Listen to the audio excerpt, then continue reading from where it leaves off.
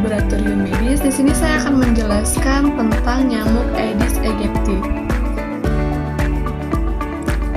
Nyamuk Aedes merupakan salah satu faktor yang dapat menyebabkan penyakit demam berdarah Denggi atau DBD.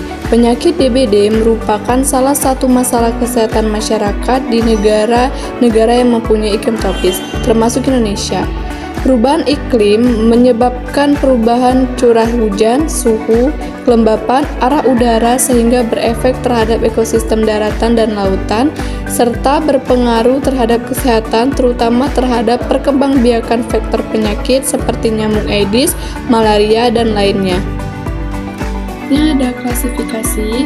Nyamuk Aedes memiliki klasifikasi sebagai berikut, bisa dilihat dari PPT yang saya tampilkan. Saya akan menjelaskan morfologi nyamuk Aedes aegypti. Yang pertama adalah nyamuk dewasa. Tubuh nyamuk dewasa terdiri dari 3 bagian, yaitu kepala, dada, dan perut. Tubuh nyamuk dewasa memiliki panjang 5 nanometer. Pada bagian kepala terpasang sepasang mata majemuk, sepasang antena, dan antena berbulu. Antena berfungsi sebagai organ peraba dan pembau. Pada nyamuk betina, antena berbulu pendek dan jarang, sedangkan pada nyamuk jantan, antena berbulu panjang dan tebal. Selanjutnya ada telur.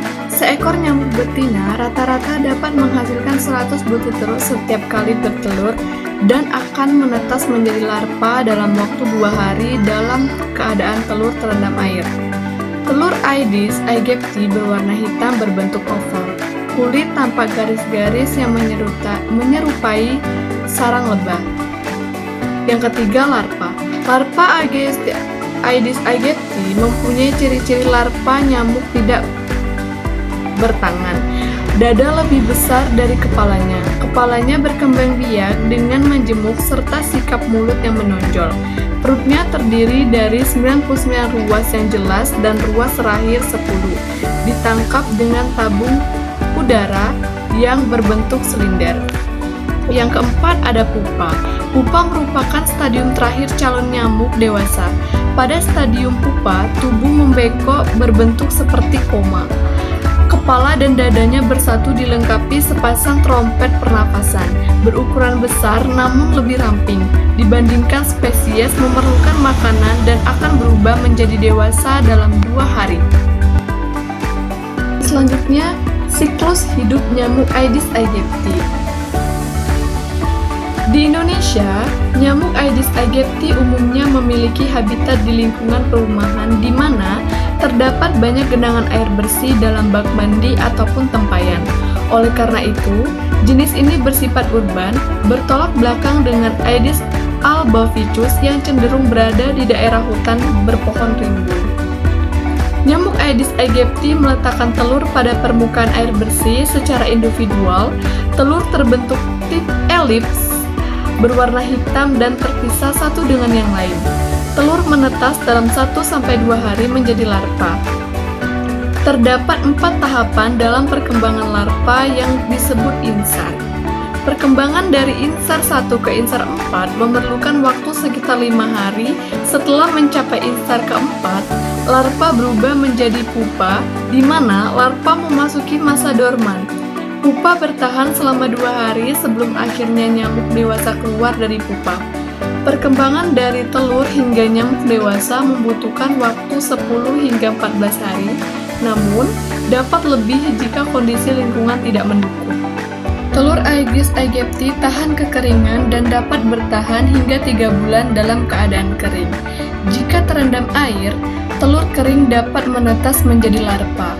Sebaliknya, larva sangat membutuhkan air yang cukup untuk perkembangannya.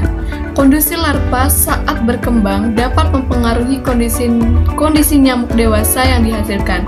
Sebagai contoh, populasi larva yang melebihi ketersediaan makanan akan menghasilkan nyamuk dewasa yang cenderung lebih rakus dalam menghisap darah. Sebaliknya, lingkungan yang kaya akan nutrisi menghasilkan nyamuk-nyamuk. Selanjutnya, ada penyakit dan diagnosis dari nyamuk Aedes aegypti. Yang pertama, penyebab. Penyebab DBD adalah virus dengue yang ditularkan kepada manusia melalui nyamuk Aedes aegypti. Ketika nyamuk tersebut menggigit manusia, virus masuk ke dalam tubuh manusia. Yang kedua ada gejala. Gejala utama penyakit DBD meliputi demam mendadak yang tinggi, mencapai suhu hingga 39 derajat Celcius. Demam ini berlangsung terus-menerus selama 2-7 hari. Kemudian turun dengan cepat. Gejala lain yang biasanya terjadi adalah nyeri kepala, menggigil, lemas, nyeri di belakang mata, otot, dan tulang.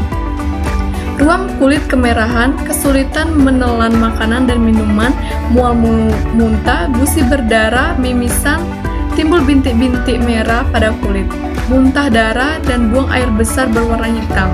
Pada fase kritis penyakit ini, suhu tubuh menurun dan tubuh terasa dingin, meskipun penderita mungkin merasa seperti sudah sembuh. Selanjutnya ada diagnosis.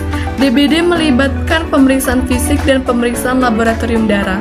Pemeriksaan fisik dilakukan untuk melihat tanda-tanda klinis seperti demam tinggi dan adanya tanda kebocoran plasma.